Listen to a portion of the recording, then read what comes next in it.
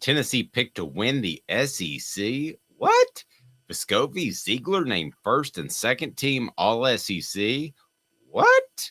Here we go. Today's tough question brought to you by our friends at Tennessee Cider Company. Today's tough question.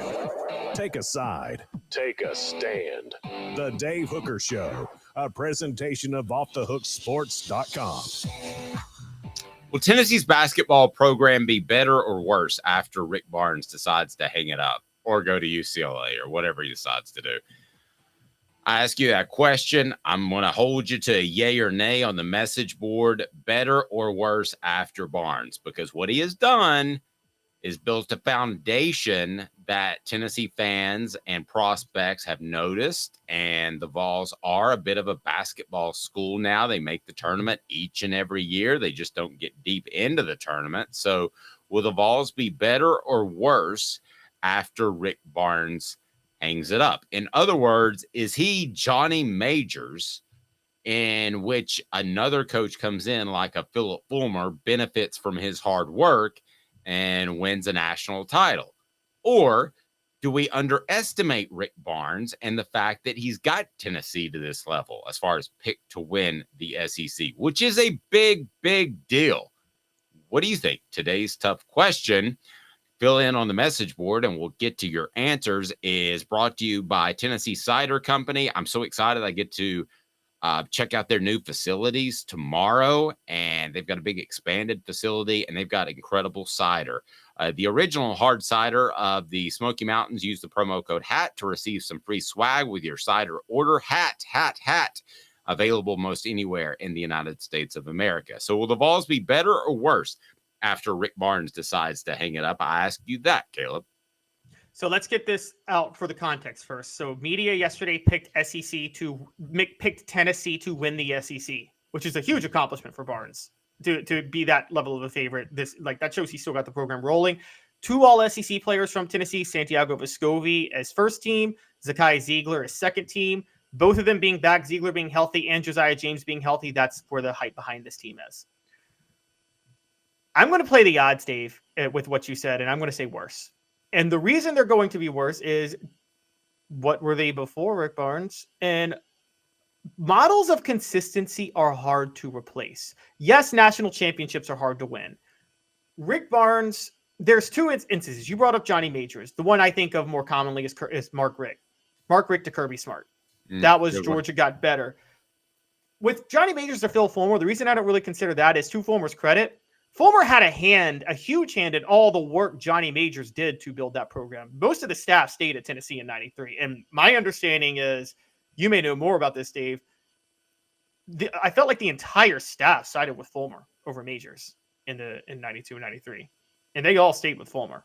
There were a lot of guys that were straddling the fence just trying to make sure they stayed in Knoxville. But I do think most of them thought, because listen, Johnny Majors, if you talk to coaches, and I love Johnny Majors, God rest his soul, I loved him. He was my favorite coach to just sit down and have a conversation with of all time. But he was harder on coaches than any other coach out there, I'm told, by assistant coaches. And there were 2 guys that in that era that coaches didn't want to coach for. One was Johnny Majors, the other was Lou Holtz.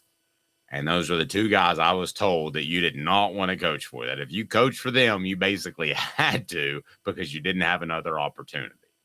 So I think they probably wanted to see Majors go, but they weren't sure enough to say, hey, I'm on the Phillip bandwagon, because what if he stays? And then suddenly you're in a bad place. Rocky Top Tom says worse. Mr. Jones says better on offense. I could pretty much guarantee you that. Rocky Top Tom says Rick Barnes can't be blamed for kids not putting out on the court. Well, kind of, sort of. I mean, ultimately, you're responsible for everything. And Barnes just needs an offensive coordinator on the message board. Well, an offensive coordinator, goodness gracious. I mean, basketball is a fluid sport. Are we really going to start to break it down? I understand defensive coaches because you can teach technique and stuff, but your offense is set up by your defense. I don't understand the OC stepping in. The reason they say that, look, Rick Barnes, because their offense is terrible.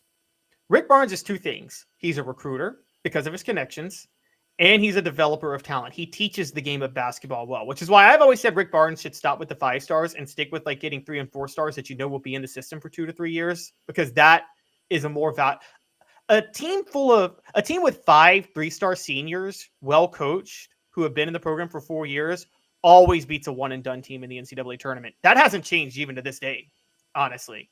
And that experience is so valuable in March. I think Rick Barnes,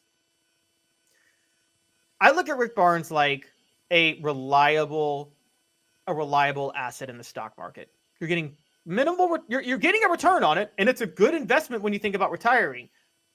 And if you fire Rick Barnes thinking you're going to get something better, that's like moving from this asset in the stock market to Bernie Madoff because you're seeing these massive returns and not questioning it. Okay, that's what that is. Trevor took my point entirely. Okay, Barnes is a hopeful bridge to the coach that takes Tennessee to the basketball promised land. I hope. Okay, that's what I was kind of getting at. Thank you, Trevor. Great point. But how long is this damn bridge? I mean, the bridge is good. I mean, the bridge is pretty long. I mean, who was the last coach before Barnes? You have to think about it. It's been so long. Oh, it was Donnie Tyndall who was last. I know, but you have to think about it for a second. The average fan has to think about it. You don't blow up the bridge thinking you can get something better when you have a model of consistency. If you're a program like Tennessee, if you're a program like Kentucky, yes. Not a program like Tennessee. Look, you know this, Dave. Don DeVoe was basically run out of town despite having a consistently decent program. What happened to Tennessee after Don DeVoe was run out of town? They were garbage for a decade and a half. And you don't want that situation replicated. Let me ask you this, and I'm going to pull a name out of the hat. I don't know him specifically, but you have Jay Wright, who had great success at Villanova. Villanova is a basketball school. There's a lot of pride there. But there's going to be more money at Tennessee than there is at Villanova long term. Could you, based off the success you've had at Tennessee, could you call Jay Wright and say, hey, and I'm just using Jay Wright as an example. You've had a neat little run here as a television commentator. You're very good at it. But if you're interested in coaching, you can win a national championship at Tennessee. Are you in? No, could you call that type of guy? Because if you can't call that type of guy, whoever that guy is, you could probably give me, Caleb, some more names that you could lure people from another job or lure people out of the booth. If you can't get that guy, then you just need to chill with Rick Barnes. Look, specifically Jay Wright. Well, he retired because he hated NIL money, so you're already going to have to deal with that. Plus, Jay Wright, he won 2 national titles at Nova. You don't think he had offers elsewhere at that time? No, he likes staying in Philly. He likes Philly. He's born in Philly, raised I agree. there. I agree. I don't want to get caught up on Jay Wright, but I'm saying, can you make those sort of phone calls? I mean, Donnie Tyndall was a bit of a reach. He already had NCAA issues in his past, so you were going to have to overlook those and end up getting worse. But can you call a guy with no NCAA baggage and say, hey, Tennessee's set to win a national title. Would you like to lead Tennessee to a national title or a Final Four? After Rick Barnes is done, can Tennessee make those type of phone calls? I think they can. Now, the thing with basketball coaches is it's kind of hard to find them that does win the national title, put it that way. I mean, we consider Bruce Pearl one of the best basketball minds in all of college basketball. He's got 1 Final Four and no national titles on his resume right now. And what's happening is you're kind of seeing a new opening where you've had Mike Krzyzewski retire, Roy Williams retire. So like the litany of coaches that have owned the national title market for the past 20 years are going away. So I don't know how many established, obvious coaches out there are that you could honestly say would be better than Rick Barnes, that have a better resume than Rick Barnes. I mean, that's hard to find. Okay, let me ask you this. Could you go to a Mark Few and say Mark Few over Rick Barnes? What? Would you take Mark Few over Rick Barnes? Yes. I don't know if I would.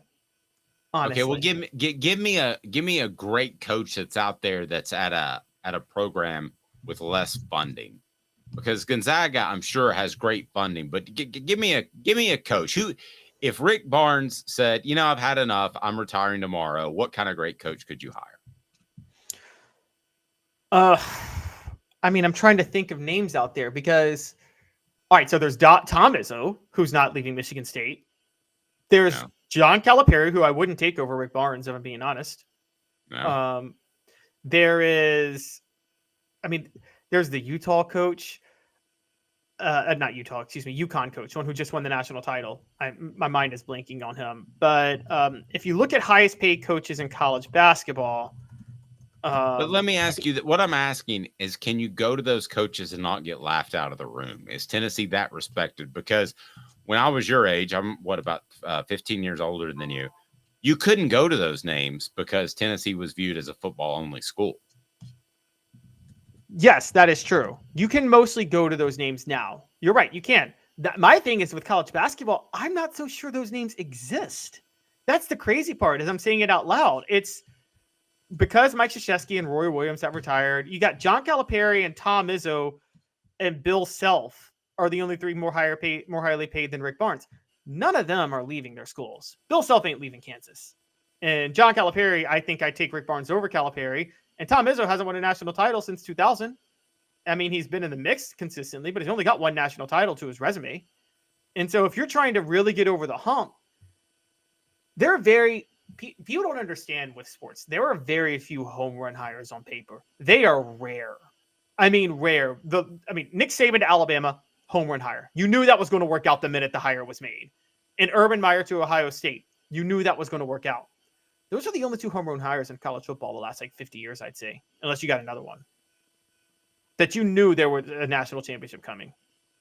I do not have another one. I do not know that there's that guy that is going to turn your basketball program around. No question. I don't have one. I don't have one at all.